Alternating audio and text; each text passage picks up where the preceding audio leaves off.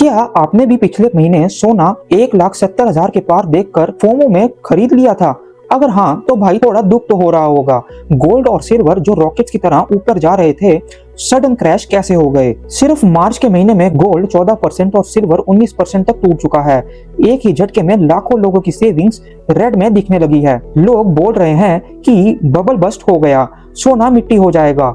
WhatsApp groups पे cell के messages की बाढ़ आ गई है। पर क्या सच में, या फिर ये वही गोल्डन अपॉर्चुनिटी है जिसका बड़े स्मार्ट इन्वेस्टर्स सालों तक इंतजार करते हैं? आज की वीडियो में हम करेंगे इस क्रैश का असली पोस्टमार्टम। तो दोस्तों, वीडियो को पूरा जरूर देखना, क्योंकि एक ऐसा शॉकिंग फैक्ट पता चलेगा जो आपको सुनने के बाद गोल्ड को देखने का नजरिया ही बदल डालेगा, चाहे आप इन्वेस्टर हो या सिर्फ शादी के लिए सोना खरीदने वाले हो। तो चलिए पहले समझते हैं कि ये गिरावट हुआ क्यों। 3 बड़े विलन्स हैं इस कहानी में जो हमारे पोर्टफोलियो की नींदें उड़ा रहे हैं। पहला विलन द माइटी डॉलर। जब भी दुनिया में टेंशन बढ़ती है, लोग गोल्ड की तरफ भागते हैं सेफ फील करने के लिए, राइट? पर इस बार स्क्रिप्ट बदल गई है।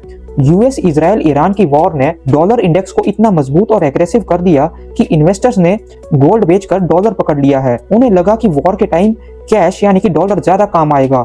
सिंपल मैथ्स है, डॉलर ऊपर जाएगा तो गोल्ड हमेशा नीचे ही आएगा। ये एक सीसॉ की तरह है दोस्तों। अब आते हैं विलन नंबर 2 पर, क्रूड ऑयल का झटका। ग्लोबल मार्केट्स में ऑयल प्राइसेस $115 के पार निकल गए हैं। अब इसका डायरेक्ट कनेक्शन महंगाई से है।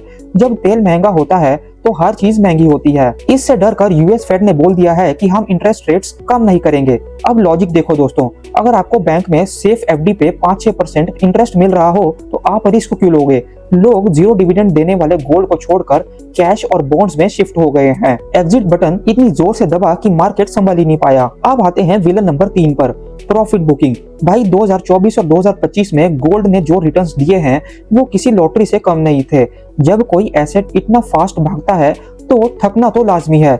बड़े इंस्टीट्यूशनल प्लेयर्स ने टॉप पर अपना पैसा निकाल लिया और हॉट मनी मार्केट से बाहर हो गई। पर शॉकिंग फैक्ट पता है क्या है? इतनी गिरावट और पैनिक के बाद भी दुनिया भर के सेंट्रल बैंक्स जैसे हमारा RBI Chupke Chupke gold accumulate कर रहे हैं। वो बेच नहीं रहे, वो हर डिप को खरीद रहे हैं। तो सोचो दोस्तों, अगर वर्ल्ड बैंक सोना जमा कर रहे हैं तो क्या उन्हें कुछ ऐसा दिख रहा है जो हम आम लोग मिस कर रहे हैं? अब आते हैं दोस्तों उस बड़े सवाल पर, आपका और मेरा क्या होगा? हम आम आदमी इस दलदल से कैसे बचें? तो देखो भाई, हमारे इंडिया में सोना सिर्फ एक इन्वेस्टमेंट इंस्ट्रूमेंट नहीं है, ये हमारी इमोशनल सिक्योरिटी है, हमारा इमरजेंसी फंड है। अगले महीने से शादियों का सीजन शुरू हो रहा है और ज्वेलर्स के पास भीड़ बढ़ने वाली है। जो लोग 1,70,000 का रेट देखकर डर के मारे शोरूम नहीं जा रहे थे, उनके लिए अब रेट्स 1,45,000 के आसपास आ गए हैं। ये 25,000 पर 10 ग्राम का डिस्काउंट छोटा मोटा नहीं होता दोस्तों। लेकिन एक बात जरूर ध्यान रखनी चाहिए, पैसा पेड़ पर नहीं उगता। अगर आप सोच रहे हो कि मार्केट गिर गया है तो घर का सारा पैसा एक ही दिन में लगा दूं, तो रुक जाओ। मार्केट अभी एक घायल शेर की तरह वोलाटाइल है। एक्सपर्ट एडवाइस बिल्कुल सिंपल है, एसआईपी मोड। अगर आपको अपनी बेटी की शादी या इन्वेस्टमेंट के लिए 10 ग्राम सोना लेना है तो 2-3 ग्राम अभी लो, बाकी थोड़ा थोड़ा करके हर हफ्ते लो। सिल्वर की बात करें तो वहाँ वोलेटिलिटी थोड़ी ज्यादा है, क्योंकि उसका यूज सिर्फ गहने में नहीं बल्कि ईवीज और सोलर पैनल्स में भी होता है।